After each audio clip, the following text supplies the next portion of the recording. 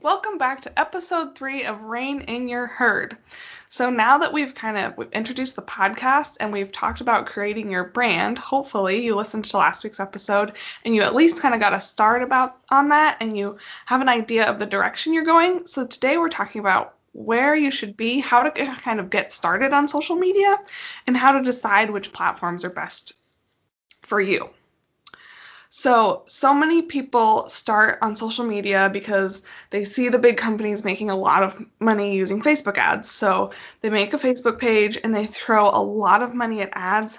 And then they just kind of like throw their hands up in the air and say, social media doesn't work. I'm really frustrated. I just wasted a bunch of money. And then they give up. And that's not how it works, and social media absolutely can work. It just takes some hard work and dedication on the front end to set yourself up. Those Facebook pages that are using ads successfully have tested that content organically and know it's going to convert before they throw money on it, and that's how they're doing that successfully. So don't start by paying for ads. Start by figuring out what your audience wants. So last week we talked about identifying your ideal client, and if you haven't gone over to our link tree yet, make sure you do that and you fill out that worksheet that we put up there for you. This part is so important because if you put out a bunch of content that your ideal client doesn't see, that it doesn't resonate, that you don't know even where they're hanging out, you have to know where these people are.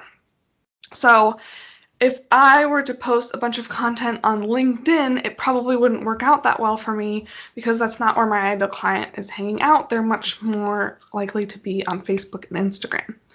So find out what your ideal client needs once you find out where they hang out, and then create an offer that fills that void and show up for them consistently, and that's where you're really gonna have success on social media. So April is learning a lesson right now about niching down and how important it is, so she's gonna tell you guys a little bit about that. Yes, so as I said in our last episode, I rebranded and I went from Dream Virtual Assistant to Make It Rain. I had a really broad business and I was just being a virtual assistant to pretty much help with everything. And now I've kind of niched down to only helping equine clients. And I pretty much have been focusing a lot on video and creating member websites and doing a lot of SEO. Like I love to work on SEO, so I've been helping a lot with that.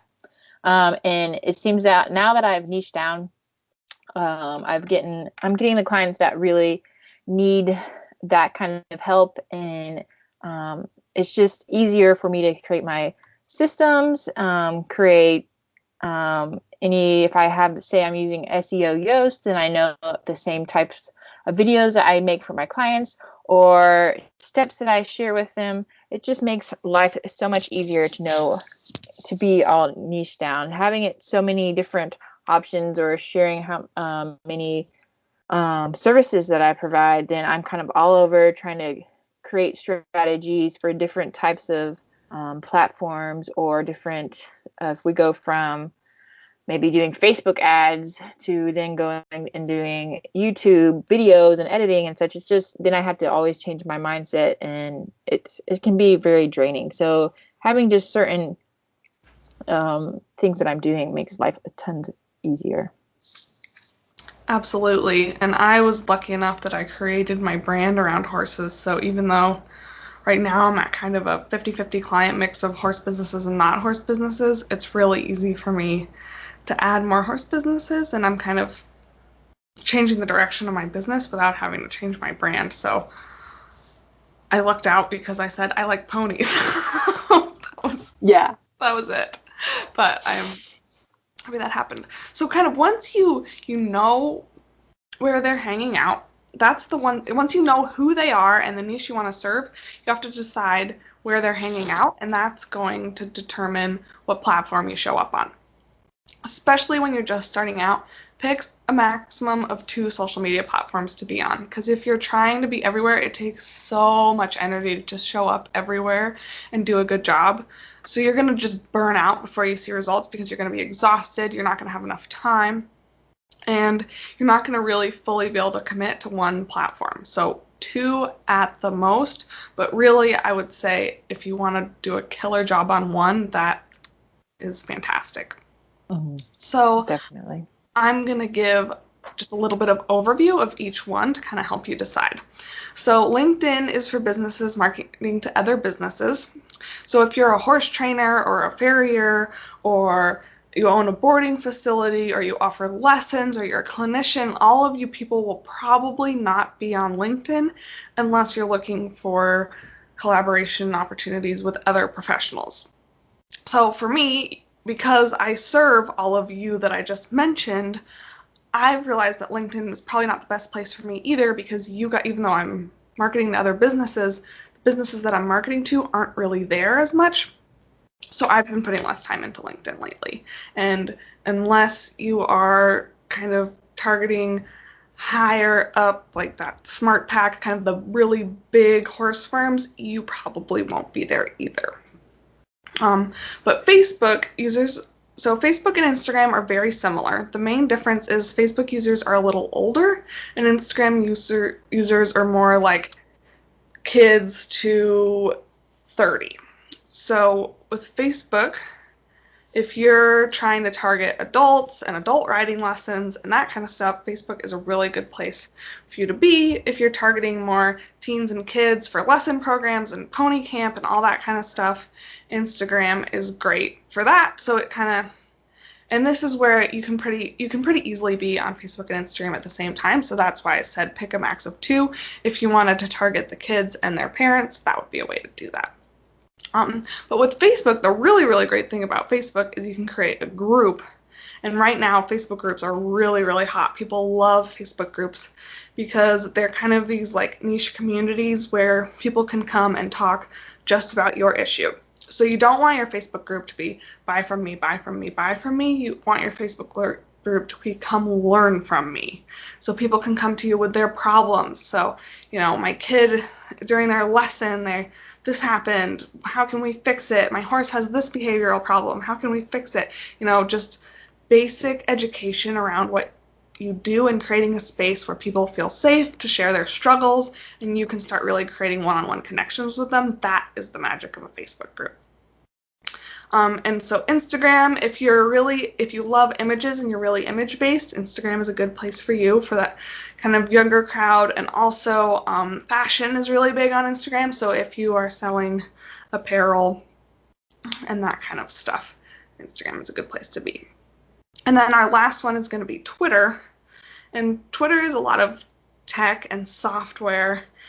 And I know that there are some horse businesses that have done well there, but if you're just starting out, unless you're offering like a riding gadget or something really techy, Twitter's probably not the place for you to be. Yeah, sometimes I know people use Twitter too, and they'll post on it, but then they take like a screenshot of it, and then they make it an Instagram post. So that's a different way to use Twitter too. And I know a lot of times, like when you're at events, that's a popular time to use Twitter. Oh, that's true. Tag, and hashtags, and a lot of times, sometimes when I was in the corporate world, that was one of the best ways to reach out to some of the big guys, or if you were trying to reach out to a mentor or whatever, because they don't see a lot of traffic coming from their Twitter sometimes. So reaching out to them and they get that email notification, they're like, huh? And then usually sometimes you get noticed a little sooner. That's just the only time I really use Twitter, is if I'm really trying to reach out to somebody that I know is using Twitter, and they may get that notification. Oh, that's a fantastic tip. I love that. So now that you've kind of chosen what platforms you want to do, you want to know how often you're going to be posting on them and when to post on them, pretty much. So I'll go through, we did Facebook. Facebook, so a lot of Facebook and Instagram is going to be based off some of your research. Like, when are you going to post it, and when or how often you should post. You kind of go into your business analytics in the background, and you're just going to have to do a lot of your own research that way, just by posting and just kind of seeing what works and what doesn't. For Instagram right now, it seems like 3 to 5 posts are doing really well a week.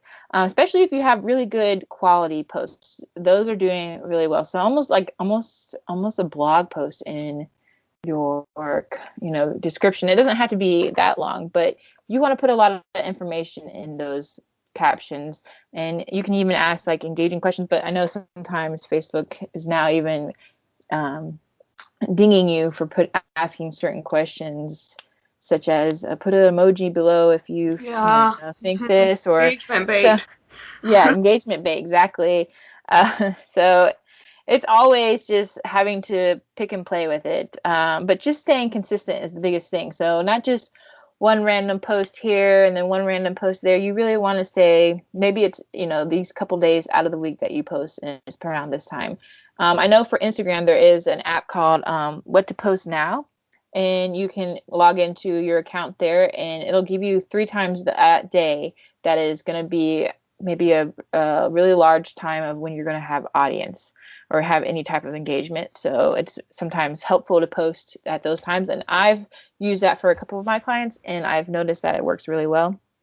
Facebook Live seems to be the best for Facebook right now to get a lot of engagement because they're really trying to promote that for their own platforms. So if you can do Facebook Live, and even if you did it once a week and you set that time every week, and you can even pop up a notification on your Facebook pages. I know for Facebook groups, I don't know if you can set a reminder, but you could make it an event in your Facebook group. So just being consistent of when you go live would be ideal.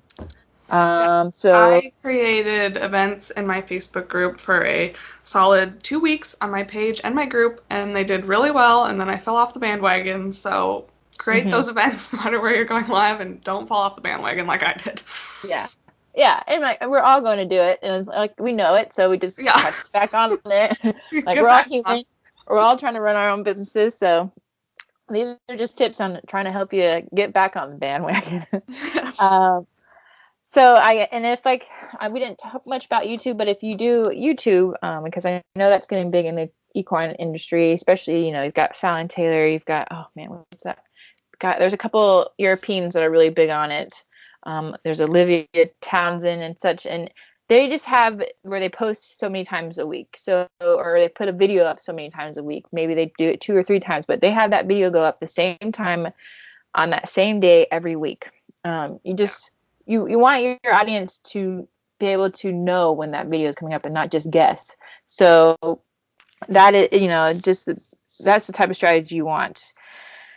But how do you get all this content out there? I like to suggest having content batching days, or like even what they call theme days. So Yes. maybe you could do it once a week, you do it once a month, or once every 2 weeks. It doesn't matter. But if you just have a couple of those days where you just, all you do is work on content, and then you can schedule it out. And those content batch days are the best way to do it. And just kind of schedule it out towards what you've been looking at your analytics, and that's the best technique for me. Absolutely, me too. That's tomorrow for me is August and September social media posts.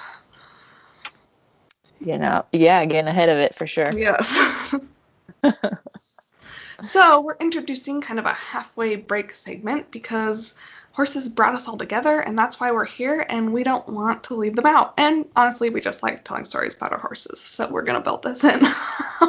So we're going to each give a little update about what's going on with our ponies right now. So I just adopted Molly Jane about, I think it's been a month now that we've had her here in Sacramento, and she is doing so well. She's soaking up everything like a sponge. She's ready for me to sit on her when we get back from vacation for the first time. But we were out there on the 4th, and California has been having these crazy earthquakes down in Southern California, which they're hundreds of miles away from us. But MJ felt that earthquake, which was insane. So my husband, was just standing in the arena, tossing a saddle pad on and off, and before we know it, she was shot off across the arena. It was crazy. Like, we were like, what the heck happened? Was there, did she get stung by something? It was just totally inexplicable. And we never really figured it out. We got her calmed down, and then later that evening, Quinn was reading the news, and he said, what time were we out there? And then we realized it was the exact same time as the big earthquake down in Southern California. So we think she felt it. and Oh spooked. my.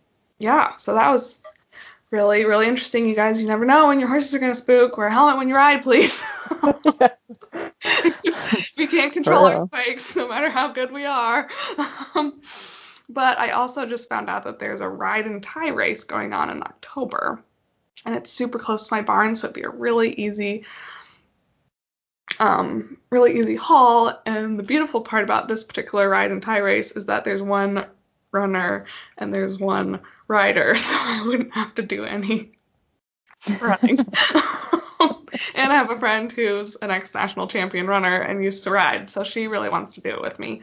Oh, that'd be cool. I really don't know if MJ's going to be ready to do a 14-mile race by October, but that's become a little bit of a goal, and we'll see how it goes. Yes, it's good to have goals, open-minded goals for sure. Totally. So I know you've been kind of struggling to find time at the barn. Has things gotten better in that aspect for you? Yeah, so King is my, how old is he now? He is 7 years old. He just turned 7 in June. And I've had him since he was 10 months old. I was there when he was born and such, but he officially became mine when he was 10 months old. And he's moved to Florida and to Washington with me. He's kind of been, except for Germany. He hasn't gone to all the places. But since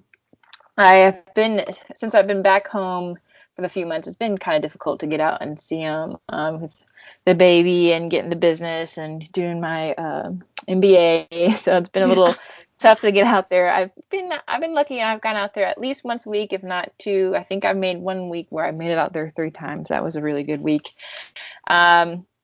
It was funny. One of his fun updates is that on his birthday, which is also Flag Day, June 14th, I went out to pasture to go get him, and all I could see, he was just standing. He wasn't eating grass or anything. So I'm like, okay, what's going on? And all I see is like drool coming out of his mouth, and it's just like little, saliva coming down. I'm like, okay, what in the world? Yeah, what and did you eat? Yeah, all the thoughts.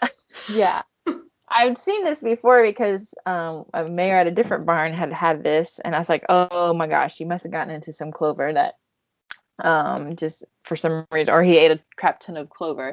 So I go to walk up to him, and like as soon as I'm putting the halter on, he like opens his mouth, and a gush of saliva, just like tons of it, goes all over the ground. And he so then when he had all this saliva on the ground, I was like, oh my gosh. And I just decided walking back to the barn, and luckily I can smell that it's clover. It's not like an infection or anything else going on. So I'm like, okay, I know he got into some clover. But the only thing is, like, it stayed around for like almost a week. We did end up moving him to a different pasture because some horse stuff was going on with moving around horses. So luckily he went into a new pasture and he didn't get into any of that clover anymore. But that was the fun update with that. Like, I found out that there's some clover that gets like this type of fungus on it, and that will make horses salivate that much. But I just thought it was funny how he did it on his birthday. It's like he had his own piece of cake or something. He went to go and do that. But after seeing it was around for a week, that kind of made me a little concerned, and I almost called the vet. But then the next day I went out there and he was fine with it. That's good. I've never heard of clover. I guess everything's so dry and dead around here. I mean, we don't worry about our pastures because they're just like dead. It's basically just like filler between their meals during the day. But is that so? It wasn't poison or anything. It was just it's just like a little fungus sometimes. Over salivating. Yeah, sometimes it's just something that grows on the clover, and he just must have eaten a big patch of that. And the grass and clovers were just really starting to pop out because it was just really good. The rain had been happening and just perfect sun. So it was just the perfect time for some really fresh grass to pop out of the ground, and he must have just gotten it really well. Oh my gosh, of course. What a stinker. Oh my gosh. Can you hear Grumpy meowing right now, my cat? Yeah. He's really mad at me for not letting him outside, so he's going to join the podcast. He's not even in the office. He's hollering from the kitchen. Oh my goodness. He's telling you, being a little sassy. Get out of here.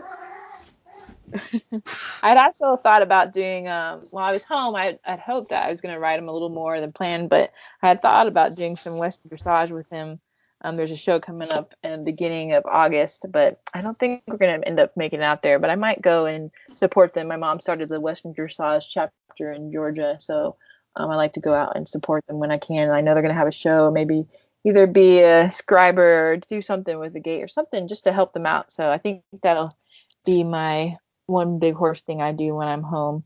I may Oh, even, yeah. That'll be so fun. You should just ride him. And who cares if you don't do great? Just do it. Yeah, I know. I said that to myself too. Like, who cares? Just get out and do something and have fun with everybody. Yeah, put on a fun outfit, smile, and have fun Yes. with it. Yeah. Yes, exactly. Take some branding pictures. Yes, exactly. Exactly. Well, good. I'm glad you're getting a little more time with him, even if it's just being horrified while you're watching him drool, wondering if he's dying. What a stinker. It's like, is this going to stop me from riding you? But I still rode him. One of the trainers that's at the barn, she said all she could do is giggle because she could see our silhouette riding because the sun comes in through the windows and it's pretty much dark in the arena. And she said all I could see is your silhouette with this dripping down of his back. Oh my gosh. Oh, but he was fine. Like, he was still running around playing with all the horses in the pasture, and he was drinking his water, so his demeanor was still fine. He just looked crazy with drool everywhere. The rabid horse. That's so funny. Yeah. Okay, so now it's probably time for us to start talking about work again. So back to where to start growing your herd. So you kind of understand where your audience is and why you need to stay consistent. And do remember, April made a great point. Consistency for you might be once a week or twice a week or three. Consistency doesn't mean every day. It just means consistency, like us with the podcast. We're only doing once every other week. So all that stuff about last week that I mentioned at the beginning, I really meant 2 weeks ago because I forgot about that. But consistency means getting it done regularly. It doesn't mean doing it often. So put in a plan that is realistic for you and you're going to see a lot more success.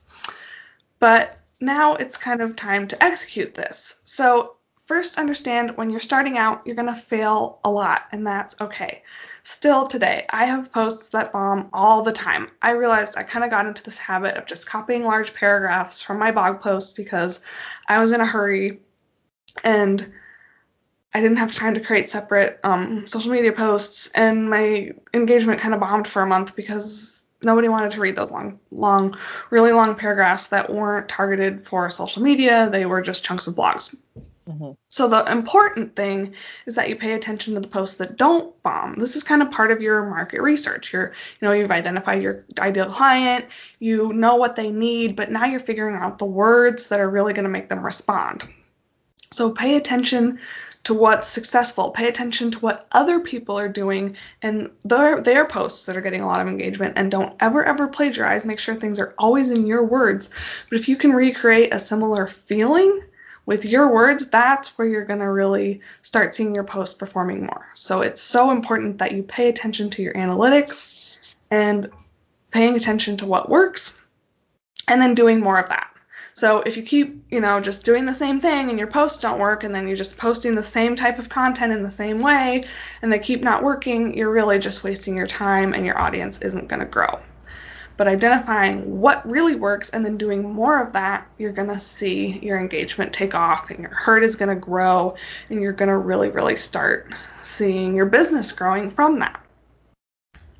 So my big hint on this one and showing up is that your face is not as ugly as you think it is.